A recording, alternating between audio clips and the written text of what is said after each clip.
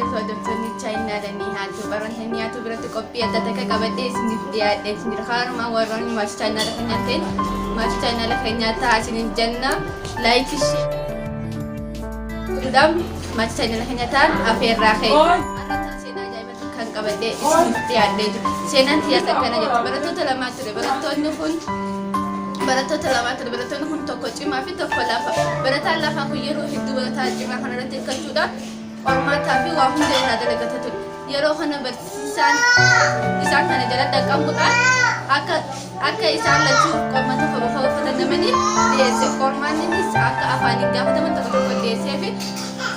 yeroo barataa cimaa dura yaamite gaafii akkana jettu dhiyeesseef xayyaarri Itoophiyaa bara kam tolfamte jedhe xayyaarri Itoophiyaa bara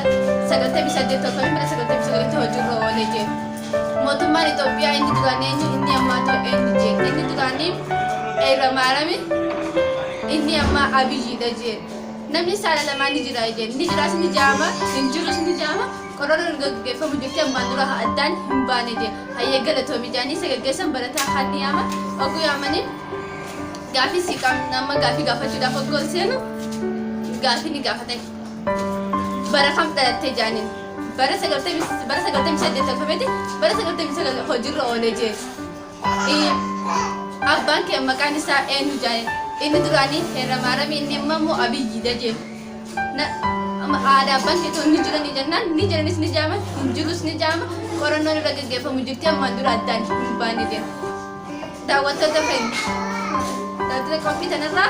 akka barumsaa fi barumsa guddaa irraa fudhatan abdiidhaan qabu. Namni sammuu namaatiin deemu cilee bu'a. Kanaafuu sammuu mateenyaan adeemu isiniin jaanga qophii biraatiin warra garuutti ba'a.